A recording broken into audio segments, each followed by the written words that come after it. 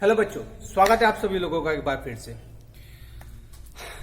आज के इस वीडियो लेक्चर में हम हमारे मैट्रिक्स जो टॉपिक हमने पिछले वीडियो लेक्चर में स्टार्ट किया था उसी को कंटिन्यू करते हैं। और आज का ये वीडियो लेक्चर यूं समझ लीजिए आप कि आपके लिए बहुत इंपॉर्टेंट होने वाला है, क्योंकि इस वीडियो लेक्चर में हम addition of matrix, subtraction of matrix, एक matrix number multiply with matrix, मतलब एक मैट्रिक्स को किसी नंबर से अगर हम मल्टीप्लाई करते हैं तो क्या है, या फिर multiplication of two different matrix, ये सारी चीजें हम अब कवर करने वाले हैं। बहुत छोटी छोटी सी चीजें हैं, बस आप थोड़ा सा फोकस कर देना, आपको मैट्रिक्स बहुत आसानी से समझ में आ जाएगा।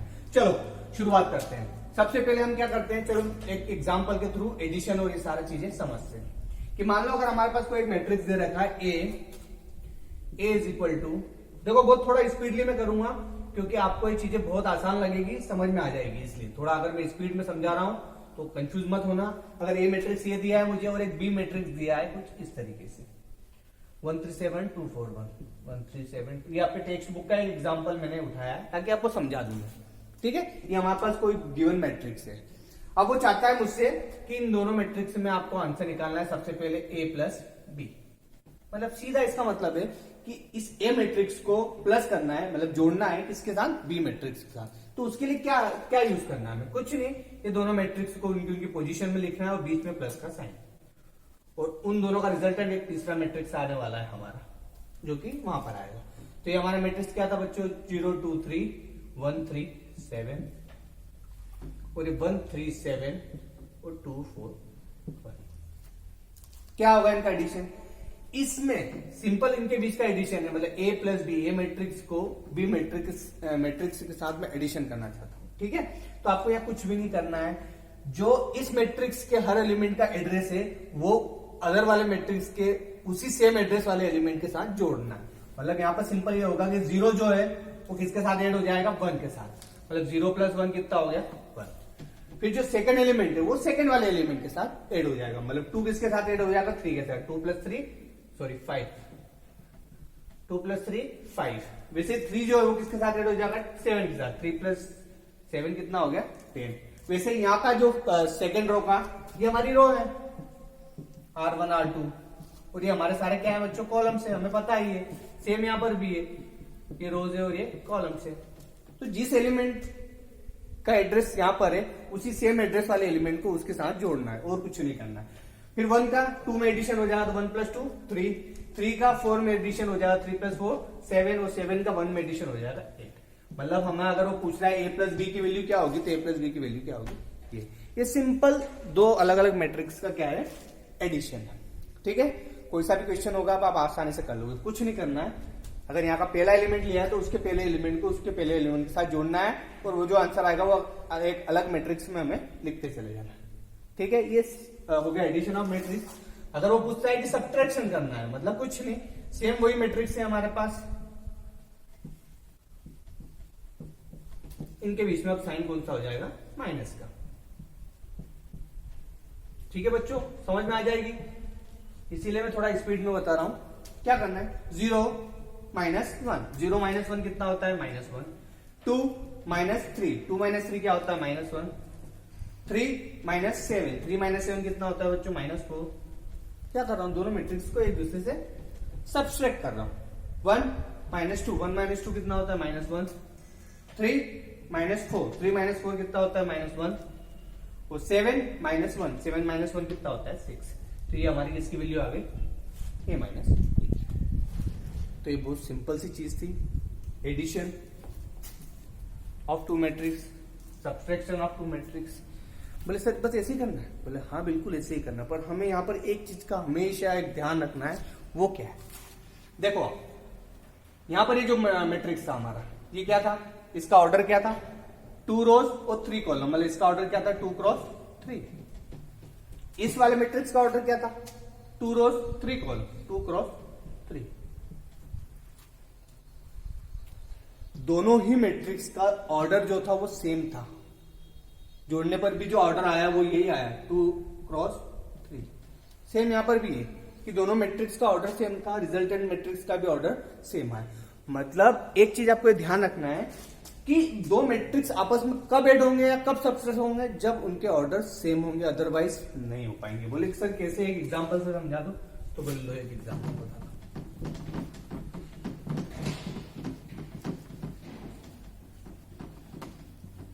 ये हमारे पास कोई एक ए मैट्रिक्स है और इसको मुझे जोड़ना है किसी दूसरे मैट्रिक्स के साथ। इसका ऑर्डर क्या है बच्चों? 2 क्रॉस 3, 2 रोज और 3 कॉलम।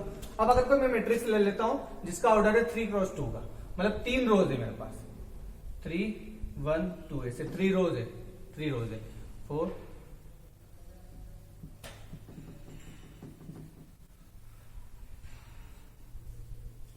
ये हो गया, 3 रोज और 2 कॉलम, ये मैट्रिक्स हो गया। इसमें 3 रोज है बच्चों। तो ऐसी कंडीशन में मैट्रिक्स आपस में ऐड या सब्सट्रैक्ट नहीं होंगे। मतलब सबसे पहली कंडीशन क्या है कि इनके ऑर्डर हमेशा सेम होना चाहिए, इक्वल होना चाहिए। कि अगर इधर 2 क्रॉस 3 है तो उधर भी 2 क्रॉस 3 का ही मैट्रिक्स होना चाहिए। इधर अगर 2 क्रॉस 2 का मैट्रिक्स है तो उधर भी 2 क्रॉस 2 का ही मैट्रिक्स होना चाहिए। ठीक है, तो एक नेसेसरी कंडीशन है। कभी आपको ऑब्जेक्टिव क्वेश्चन भी आ सकता है कि भैया अगर ये मैट्रिक्स है हमारा 2 क्रॉस 3 का, ऐसा दे दिया कि ये कोई मैट्रिक्स है जिसका ऑर्डर है 2 क्रॉस 3 का और बी कोई मैट्रिक्स है 3 क्रॉस 2 का, तो क्या इनके बीच में एडिशन या सब्सट्रैक्शन पॉसिबल होगा? तो आपको देखते से ही बताना भैया दोनों के ऑर्डर अलग अलग है, एडिशन सब्सट्रैक्शन नहीं होगा।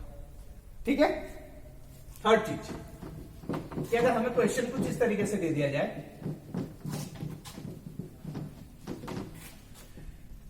मतलब अब वो तीसरी वाली कैटेगरी क्या है कि नंबर मल्टीप्लाई विद मैट्रिक्स, कि एक मैट्रिक्स को किसी नंबर से मल्टीप्लाई करना है। मतलब जैसे कि अगर आपके पास कोई गिवन मैट्रिक्स है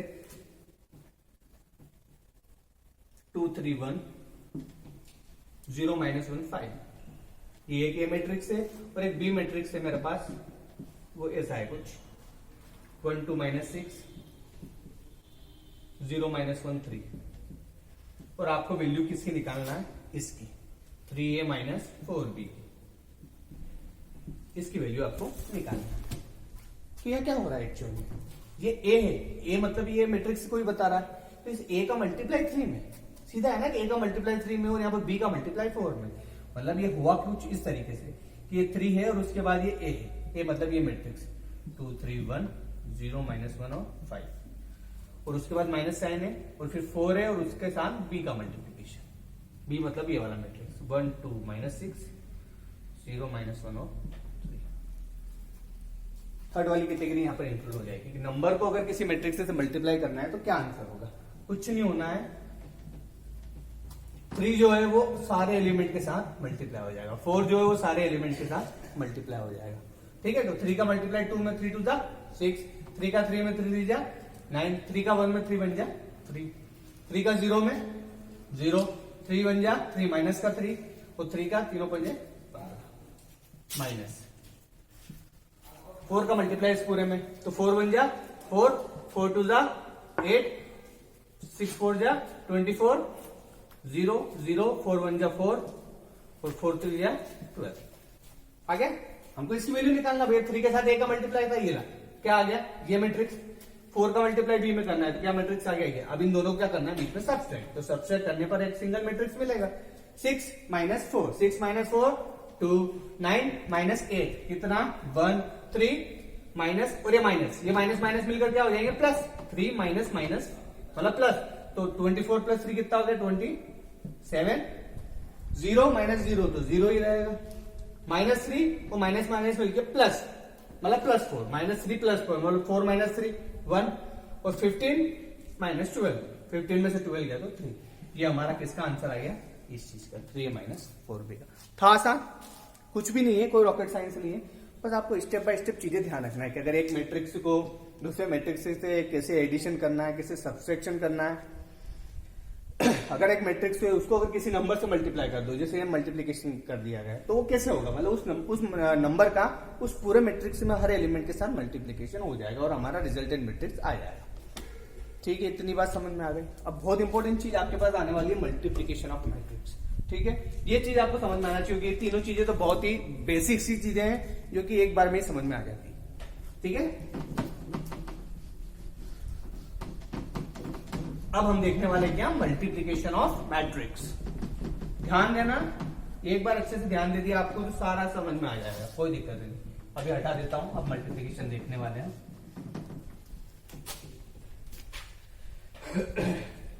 तो इसके लिए मैं एक एग्जांपल ले लेता हूं, बहुत सिंपल था। क्या देख रहे हैं बच्चों? अब मल्टीप्लीकेशन देखेंगे हम, है ना, ध्यान रखना, मल्टीप्लीकेशन ऑफ मैट्रिक्स। तो इसको समझने के लिए हम दो मैट्रिक्स ले लेते हैं कि अगर हमारे पास कोई ए मैट्रिक्स, पहले एक सिंपल सा एग्जांपल लेता हूं और फिर थोड़ा सा बढ़ा लूंगा। 2 4 3 2, ये एक मैट्रिक्स ए है मेरे पास, और एक बी मैट्रिक्स है मेरे पास 1 3 2 5। ठीक है, और आपको इन दोनों का मल्टीप्लाई मतलब एक्चुअल में ए इंटू बी निकालना है। इसको ऐसा लिखा जाएगा, आपको आंसर किसका निकालना है? ए बी, मतलब ए को बी से मल्टीप्लाई करना है। ठीक है, तो इस कंडीशन में सबसे पहले चीजें मैं ऑर्डर तक ही लेके चाहता हूं कि इन दोनों मैट्रिक्स का ऑर्डर, हमेशा ये ट्रिक हमेशा याद रखना कि पहले ऑर्डर चेक कर लिया करो, कितने बाय कितने का है? 2 रोज 2 कॉलम, 2 बाय 2 का मैट्रिक्स। ये कितने का है? 2 बाय 2 का। सेम रोज है, सेम कॉलम से, तो दिक्कत तो कहीं नहीं आने वाली। चलो मल्टीप्लीकेशन करते हैं, उसके बाद देखते क्या होता है। तो मल्टीप्लीकेशन के लिए बोले सर शॉर्टकट बताओ, बहुत मजा आना चाहिए बस हमको, तो आपको कुछ भी नहीं करना। देख लो, ये मैट्रिक्स लिखो ऐसे 2 4 3 2, और अगला मैट्रिक्स है मेरे पास ये 1 3 2 5। इन दोनों को मल्टीप्लाई करना है, इसलिए मैंने दोनों को, कोई बीच में कोई साइन नहीं है, मतलब मल्टीप्लीकेशन समझ जाएंगे कि इनके बीच में क्रॉस लगाने की जरूरत ही क्या है, दोनों मल्टीप्लाई में। तो इनका मल्टीप्लीकेशन कैसे करना है, बहुत सिंपल सी चीज है और आपको समझ में आ जाएगी कैसे। कुछ नहीं करना है, बट जो मैं बता रहा हूं वही चीज ध्यान रखो। ये जो पहला मैट्रिक्स है इसमें ऐसा एक एरो बना, और इस वाले मैट्रिक्स में कुछ ऐसे एरो बना डाउनवर्ड्स की तरह। क्या है? पहले मैट्रिक्स में रो की डायरेक्शन में एरो बना, और सेकंड वाले मैट्रिक्स में कॉलम के। बोले सर इससे क्या मतलब है? देखो आप, इससे क्या होने वाला है कि हम ये बताना चाह रहे हैं कि इधर जब आप पहला एलिमेंट, ये क्या है? सारे रो वाले एलिमेंट है, ये वाले रो वाले, और ये वाले कौन से एलिमेंट है? मेरे कॉलम वाले एलिमेंट से। मतलब कि रो के एलिमेंट का जो मल्टीप्लीकेशन है वो कॉलम के एलिमेंट के साथ होगा, इसीलिए मैंने इधर रो बनाई है। रो किधर बनी है? रो की डायरेक्शन में। तो रो में कौन से एलिमेंट है? जैसे अगर पहली रो की बात करूं, इस रो की, तो इसमें कौन से एलिमेंट है? 2 और 4। और अगर कॉलम की बात करूं, क्योंकि एरो मैंने कैसे बनाया? डाउनवर्ड, मतलब कॉलम की बात कर रहा हूं, तो कॉलम में क्या एलिमेंट है? 1 और 2। मतलब पहली रो की अगर बात करूंगा तो इधर पहले कॉलम की बात करूंगा, फिर अगर पहली रो की बात करूंगा तो उसके साथ सेकंड कॉलम।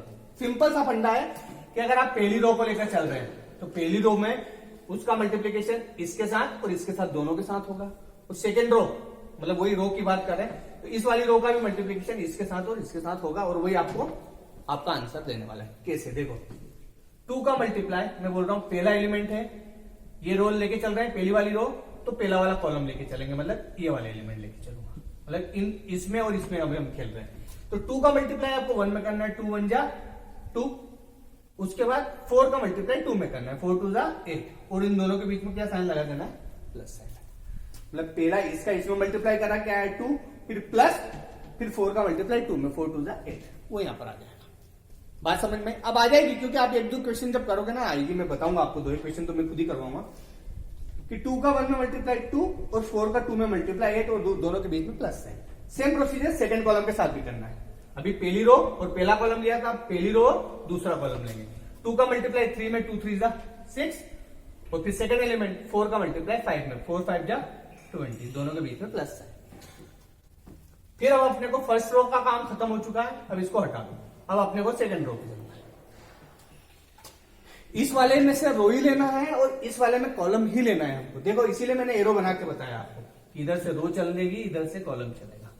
तो इधर से पहली रो ली तो उसके दोनों कॉलम के साथ मल्टीप्लाई हो गया, अब इधर से सेकंड रो लूंगा तो उसके भी दोनों कॉलम के साथ मल्टीप्लाई हो जाएगा। देखो 3 का मल्टीप्लाई पहले 1 में, 3 1 जा 3, और सेकंड एलिमेंट का सेकंड एलिमेंट के साथ 2 का 2 में, 2 2 जा 4, ये सारा।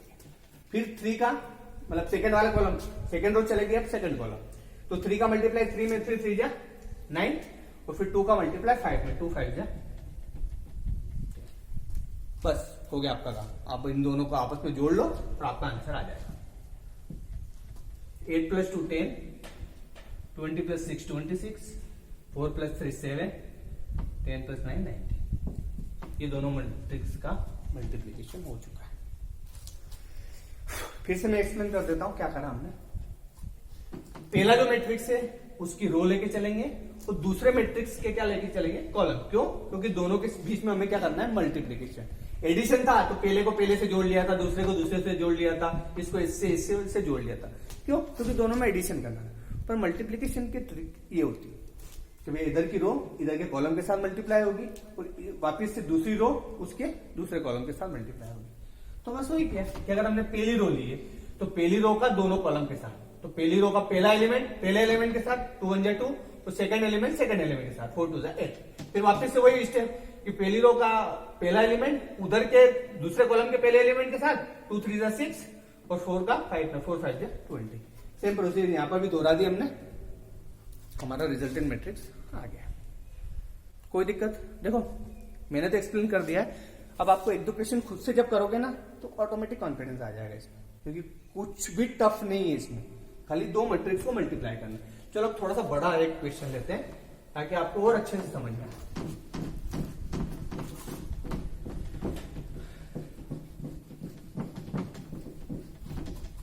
चाय की चुस्की ले रहा हूं बच्चों, फिर से माफी चाहूंगा। ठीक है, बड़ा क्वेश्चन लेके हम इसको समझते हैं। क्वेश्चन कुछ ऐसा है कि एक ए मैट्रिक्स है मेरा, देखो अब मैं बड़ा सारा लिख देता हूं, थोड़ा सा बड़ा और एक बी मैट्रिक्स है मेरे पास कुछ इस तरीके से -2 3 -1 -2 3 -1 -1 2 -1 -1 2 -1 -6 9 -4। ये एक ए मैट्रिक्स है और बी मैट्रिक्स है हमारे पास, ये रहा 1 3 -1 1 3 -1 2 2 -1 2 2 -1 2 3 0 -1। ये हमारे पास 2 गिवन मैट्रिक्स है। ठीक है बच्चों, अब आपको क्या करना है, इनका आपस में मल्टीप्लिकेशन करना है, मतलब आपको एक्चुअल में a इंटू बी या फिर b इंटू ए निकालना है, जो समझ लो। अभी इसके पीछे भी कोई एक लॉजिक लगता है, मैं बताऊंगा बाद में। पहले क्या करना है, इन दोनों मैट्रिक्स को आपस में क्या करना है, मुझे मल्टीप्लाई करना है। क्या बताया मैंने, ये इधर एरो बना और ये इधर एरो बना और दोनों को आपस में जो समझो कि मल्टीप्लाई कर रहे हैं अपन, तो ये सारे मैंने हटा दिए। ठीक है, मतलब वो फालतू से डबल से लिखो, इससे अच्छा मैंने ऐसे ही बना दिया, इधर एरो बना दिया और उधर एरो बना दिया। पहले ऑर्डर पता कर लो कितने हैं, 1 2 3 रोज है और 3 कॉलम है, मतलब 3 क्रॉस 3 का मैट्रिक्स है, 3 रोज 3 कॉलम। सेम वहां पर भी 3 क्रॉस 3 का मैट्रिक्स। ठीक है, अब देखो क्या होने वाला है, समझना। पहले ही रो का पहला एलिमेंट, क्योंकि रो में चलेंगे मतलब रो के एलिमेंट लेते चलेंगे और इधर से कॉलम के एलिमेंट लेते चलेंगे। तो पहली रो ली है तो इधर से पहला कॉलम, फिर इसी पहली रो का दूसरे कॉलम के साथ और इसी पहली रो का तीसरे कॉलम के साथ। समझ में आ रही पिक्चर? तो देखो पहला एलिमेंट पहले एलिमेंट, तो -2 का मल्टीप्लाई 1 में, तो -2 का मल्टीप्लाई 1 में, फिर इनके बीच में क्या साइन आता है, प्लस, फिर 3 का मल्टीप्लाई 2 में, इधर पहला था इधर पहला, फिर इधर दूसरा इधर दूसरा, तो 3 का मल्टीप्लाई 2 में, 3 का मल्टीप्लाई 2 में, फिर इनके बीच में प्लस, फिर -1 का मल्टीप्लाई 3 में, फिर -1 का मल्टीप्लाई। समझना, बहुत सिंपल सी चीज है। पहली रो हमारी कंप्लीट हो गई, पहली रो का पहले कॉलम के साथ मल्टीप्लाई हो गया। अब वापस से पहली रो का दूसरे कॉलम के साथ मल्टीप्लाई करना। अब देखो आपको एक चीज पता चलेगी यहां से कि जब इनका हम मल्टीप्लीकेशन कर रहे हैं तो क्या हो रहा है, देखना बाद में पता चलेगा। ये पहली स्टेप कंप्लीट हुई, दूसरी स्टेप में पहली रो ले ली थी हमने और पहला कॉलम ले लिया। अब वापस से पहली रो लेके चल रहे हैं और दूसरे कॉलम को, मतलब इस वाले पे ध्यान दे देना, सेकंड वाले कॉलम पे। तो देखो -2 का मल्टीप्लाई 3 में, ये -2 का मल्टीप्लाई 3 में, प्लस का साइन, फिर 3 का मल्टीप्लाई 2 में, 3 का मल्टीप्लाई 2 में, प्लस -1 का मल्टीप्लाई 0 में, -1 का मल्टीप्लाई 0। ठीक है, समझ में आया?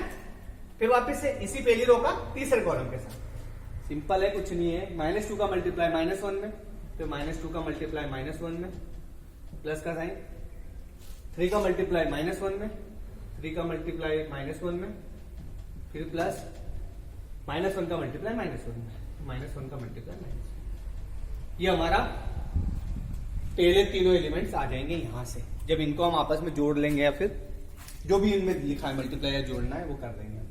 ठीक है, अगला पहली रो कंप्लीट हो गई, खत्म। अब दूसरी रो को लेके चलेंगे, तो दूसरी रो का भी तीनों के साथ मल्टीप्लाई होगा। तो पहले वाले रो इस रो को पहले कॉलम के साथ देखते हैं हम। तो -1 का मल्टीप्लाई 1 में, तो -1 × 1, फिर प्लस 2 का मल्टीप्लाई 2 में, 2 का 2 में मल्टीप्लाई, और उसके बाद प्लस -1 का मल्टीप्लाई 3 में, तो -1 का मल्टीप्लाई 3 में। समझ में आती जा रही होगी आपको चीजें। -1 का 3 में, -1 का मल्टीप्लाई 3 में, फिर प्लस 2 का मल्टीप्लाई 2 में, प्लस -1 का मल्टीप्लाई 0 में। ठीक है, थर्ड वाला कॉलम -1 का -1 में मल्टीप्लाई, -1 से मल्टीप्लाई, प्लस 2 का मल्टीप्लाई -1 में, 2 का मल्टीप्लाई -1 में, प्लस -1 का मल्टीप्लाई -1 में। ठीक है, थर्ड स्टेप भी कर लो। -6 का 1 में, -6 का 1 में, प्लस 9 का हो गया तीनों। हाँ, -6 का 1 में, 9 का 2 में, 9 का 2 में, प्लस -4 का मल्टीप्लाई 3 में। ये पहली चीज हो गई। दूसरी -6 का 3 में, देखो मैं करते इसलिए जा रहा हूं क्योंकि अब आपको समझ में आने लग गया होगा। -6 का 3 में, प्लस 9 का 2 में, प्लस -4 का 0 में, -4 का 0 में। तो लास्ट वाला बचा है हमारा -6 का -1 में, -6 का मल्टीप्लाई -1 में, प्लस 9 का मल्टीप्लाई -1 में, 9 का मल्टीप्लाई -1 में, प्लस -4 का मल्टीप्लाई -1 में। ठीक है, ये हमारा मल्टीप्लिकेशन वाला जो चीज है कि इधर की रो लेके चले थे तो उधर कॉलम के साथ। पहली रो पहला कॉलम मटेरियल कौन सा आ गया, ये। पहली रो दूसरा कॉलम कंटेंट क्या आ गया, ये। पहली रो तीसरा कॉलम कंटेंट क्या आ गया।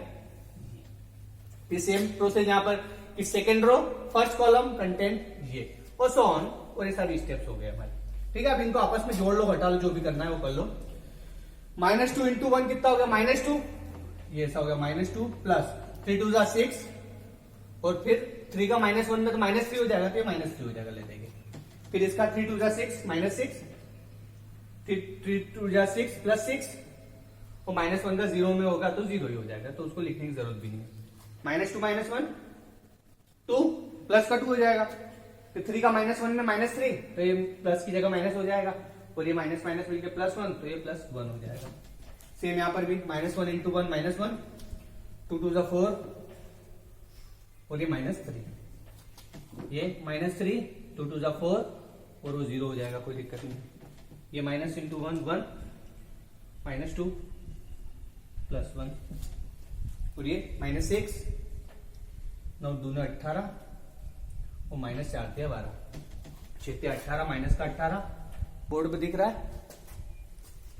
यहाँ लिख रहा हूं ना मैं, हाँ दिख रहा है, अभी तक तो दिख रहा है ना। आंसर चेक करोगे तो पता चल जाएगा। 6 × 18, 9 2 18, और 0, ये प्लस का 6, माइनस का 9, सॉरी यहाँ प्लस का 6 था, माइनस का 9, और प्लस का 4। ठीक है, अब इन एलिमेंट्स को आपस में जोड़ लो, घटा लो, और हमारा रिजल्टेंट मैट्रिक्स यहाँ निकल कर आ जाएगा। क्या है, 6 और -5, 6 - 5 कितना हो गया, 1, -6 +6 0, 2 और 1 3, 3 - 3 ये भी 0, 4 -3 -4 0 हो गया, ये भी 4 - 3 1 हो गया, 1 + 1 2, 2 - 2 0 हो गया, 18, 12 और 6 18, 18 - 18 0 हो गया, ये भी 18 - 18 0 हो गया, पूरी कितना हो गया, 6 और 4 10, 10 में 9 हो गया, तो ओ हो मतलब दो मैट्रिक्स को अगर हमने मल्टीप्लाई करा A × B तो हमें क्या मिला, ये मैट्रिक्स। और ये मैट्रिक्स कैसा है अब आपको देख के समझ में आएगा। क्या है बच्चों, ये आइडेंटिटी मैट्रिक्स है। क्यों, क्योंकि इसमें जो कॉलम वाले एलिमेंट है वो कैसे है हमारे 1 1 1 1। आई बात समझ में, कितना सिंपल था मैट्रिक्स का मल्टीप्लीकेशन, ये ऐसे ही। अब देखो मैंने इतना बड़ा क्वेश्चन भी 1 बाय 1 स्टेप में सॉल्व करके दिखाया आप लोगों को, तो आपसे ये रिक्वेस्ट है मेरी कि खुद से भी आप ट्राई करोगे। मतलब क्वेश्चन तो ऐसे ही किया जाता है और आपको यही क्वेश्चन मिलेंगे यहाँ पर। ठीक है, तो कोई पैनिक होने की जरूरत नहीं है। क्वेश्चन तो मैट्रिक्स मल्टीप्लीकेशन ऐसे ही होता है और वो आपको समझ में आ भी जाएगा।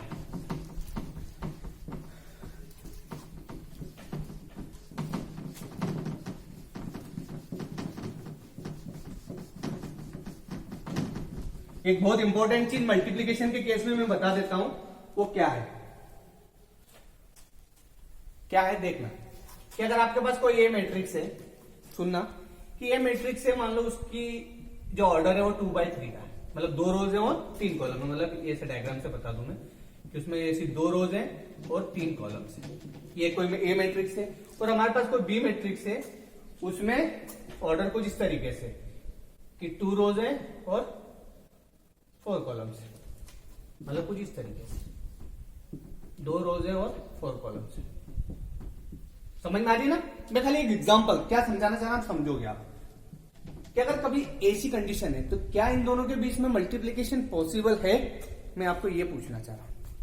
देखो आप, ये 2/3 का मतलब यहां पर 2 रोज है ये और 4 कॉलम्स है, 3 कॉलम्स है, यहां पर ये 2 रोज है और 4 कॉलम्स है, तो क्या इनके बीच में मल्टीप्लीकेशन हो पाएगा? नहीं हो पाएगा। क्यों नहीं हो पाएगा? क्योंकि मल्टीप्लीकेशन के लिए जो पहली वाला जो मैट्रिक्स है उसका कॉलम, ये इसका कॉलम, ये रो होता है, ये कॉलम होता है, तो इसका कॉलम दूसरे वाले मैट्रिक्स का जो रो है उसके बराबर होना चाहिए। समझ रहे हो मेरी बात? समझ लो, मल्टीप्लीकेशन का केस बता रहा हूं मैं कि मल्टीप्लीकेशन पॉसिबल है या नहीं है। कि अगर आपके पास कोई ए मैट्रिक्स है जिसका ऑर्डर ये है, एक दूसरा मैट्रिक्स है उसका ऑर्डर ये है, तो पहले मैट्रिक्स का जो कॉलम है वो दूसरे मैट्रिक्स की रो के बराबर होना चाहिए, तभी मैट्रिक्स मल्टीप्लीकेशन पॉसिबल होगा, वरना नहीं हो, पॉसिबल ही नहीं होगा। कैसे बोले सर? एक एग्जांपल से समझा कि जैसे मान लो ये एक मैट्रिक्स है मेरे पास,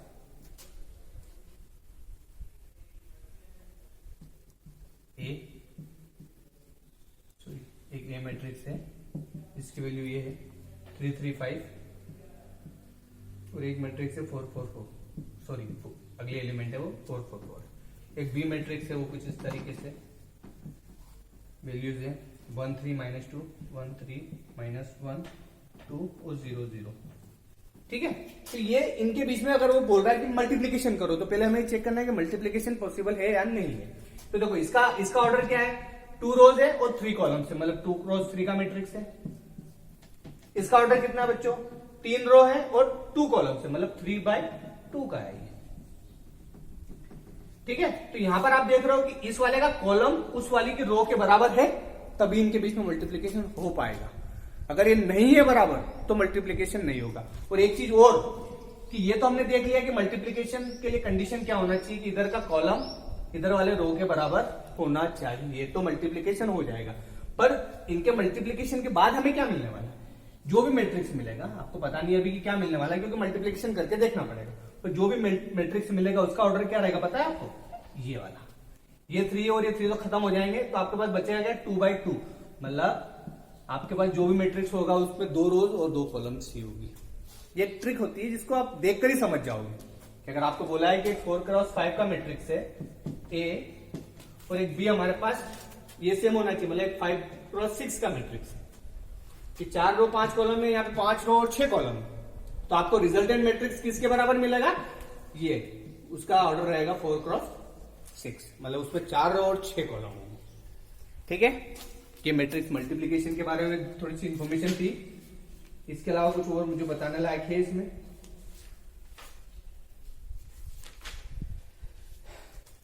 चलो एक दो चीज और है वो थोड़ी बहुत इंफॉर्मेशन देते था। देखो मल्टीप्लीकेशन के मैं 10 एग्जांपल भी कर लूंगा तो उससे कुछ भी नहीं होने वाला है, आपको ही वो इसी ट्राई करना है, क्योंकि मल्टीप्लीकेशन के लिए प्रोसेस सेम है, वही कि पहला रो लिया है तो उसको उसके कॉलम के साथ मल्टीप्लाई कर दो, फिर जब दूसरी रो लिया तो उसके सारे कॉलम से मल्टीप्लाई कर लो, तीसरी रो लोगे या जो भी रो उसको सारे कॉलम से मल्टीप्लाई करते चले जाओ। ठीक है, एक चीज आपको ये भी मिलेगी, ट्रांसपोज ऑफ मैट्रिक्स। समझना है ट्रांसपोज ऑफ मैट्रिक्स क्या है? ट्रांसपोज ऑफ मैट्रिक्स मतलब मैट्रिक्स का ट्रांसपोज क्या है कि जैसे मान लो आपके पास एक गिवन मैट्रिक्स है ए, कुछ इस तरीके से 2 3 4 5 6 7 8 9 ऐसा कुछ करके मैट्रिक्स है। अभी ये कितना है, कितने बाय कितने का मैट्रिक्स है? 2 रो है और 4 कॉलम, मतलब 2/4 का मैट्रिक्स है। तो इसका ट्रांसपोज मतलब क्या है ये समझा रहा हूं मैं। ट्रांसपोज मतलब उसको ऐसा इंडिकेट किया जाता है a की पावर a और ऊपर डैश लगा है, या फिर इसको ऐसा भी लिखा जाता है a का t, मतलब ट्रांसपोज वही वाली। तो ये क्या किसके इक्वल होगा, सिंपल सी चीज है, कुछ नहीं करना है कि यहां पर अभी कितने पास है, हमारे पास 2 रो है और 4 कॉलम है। इसका ट्रांसपोज हो जाएगा कि जो रो वाले एलिमेंट है वो कॉलम में चले जाएंगे, बस कुछ नहीं करना है। ये रो वाले जैसे 2 3 4 5 ये पहली रो में थे तो ये पहले कॉलम में आ जाएंगे, और जो सेकंड रो है वो सेकंड कॉलम में आ जाएगी 6 7 8 में। ये इसका ट्रांसपोज कहलाता है कि जो रो के एलिमेंट है वो कॉलम में चले जाएंगे, बस खत्म। तो जैसे ये 2x4 का मैट्रिक्स था नॉर्मल ओरिजिनल मैट्रिक्स, तो इसका ट्रांसपोज क्या, इसका ऑर्डर कितना हो गया देख लो आप, 4 रो और 2 कॉलम, मतलब जस्ट उल्टा। 2x4 वाला जो मैट्रिक्स है वो 4x2 में हो जाएगा, ये इसका ट्रांसपोज कहलाता है। ठीक है, ये आपको मिलेगा आपके बुक में, तो आप देख के समझ जाओगे कि क्या है।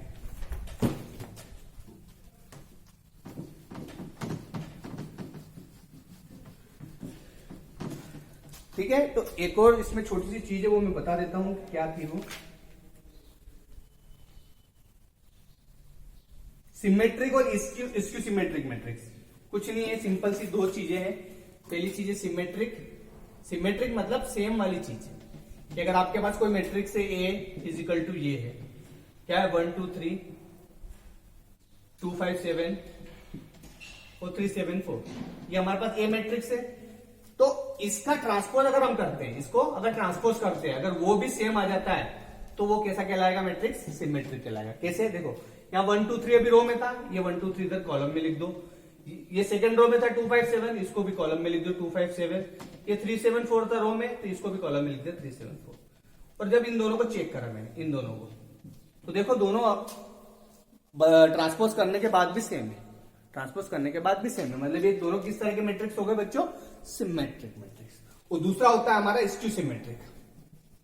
स्क्यू सिमेट्रिक, तो स्क्यू सिमेट्रिक का मतलब सिर्फ एक माइनस साइन का आ जाएगा और कुछ नहीं है। कि अगर मान लो हमारे पास कोई एक मैट्रिक्स है, जैसे यहां दिया हुआ है A इजिकल टू 0 2 -2 0, तो इसका अगर मैंने ट्रांसपोज निकाला A ट्रांसपोज, तो जो रो में एलिमेंट थे वो कॉलम में आ जाएंगे, 0 और 2 इधर आ जाएगा, -2 और 0 उधर से, तो ये -2 और 0 इधर हो जाएंगे।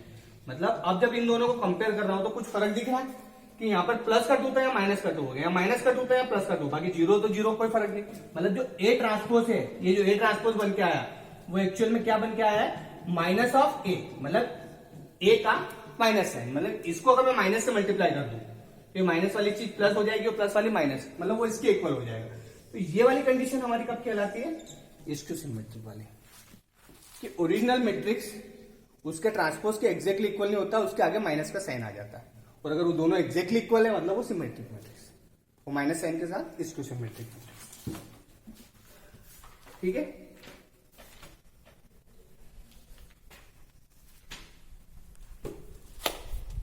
ठीक है। तो इस टॉपिक में, इस मैट्रिक्स में मुझे और कुछ ज्यादा एक्सप्लेनेशन अब देने की जरूरत नहीं है, क्योंकि जहां तक मैं सोचता हूं तो वो यही है कि 2 मैट्रिक्स का मल्टीप्लिकेशन आपको कैसे करना है, बस आपको ये समझ में आना चाहिए।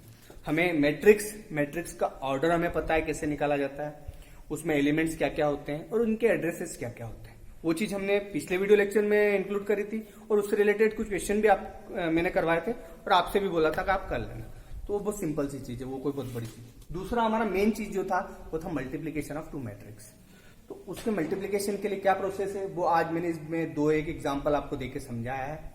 अब मैं ये ऐसी मतलब मेरी से उम्मीद है कि आप बाकी के सारे क्वेश्चन इजीली कर लोगे बिना किसी की हेल्प से। क्यों? क्योंकि ये वाकई में बहुत ही सिंपलेस्ट यूनिट है। खाली यहाँ पर आपको पेन चलाना रहता है और कुछ भी नहीं करना है, ऑटोमेटिकली वैल्यू सामने दिखती रहती है। इसका इसमें करना है, इसका इसमें करना है, इसका इसमें मल्टीप्लाई करना, करते चले जाओ, लिखते चले जाओ और आंसर आ जाता है।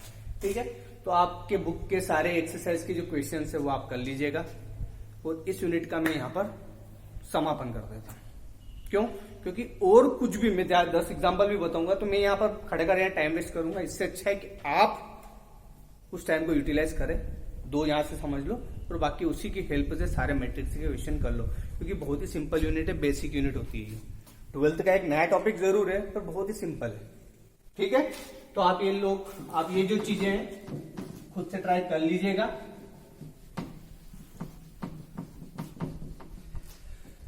आपको चीजें समझ में आ जाएगी। कुछ और मुझे ऐसा लगता नहीं कि इसमें कुछ बताने जैसा है।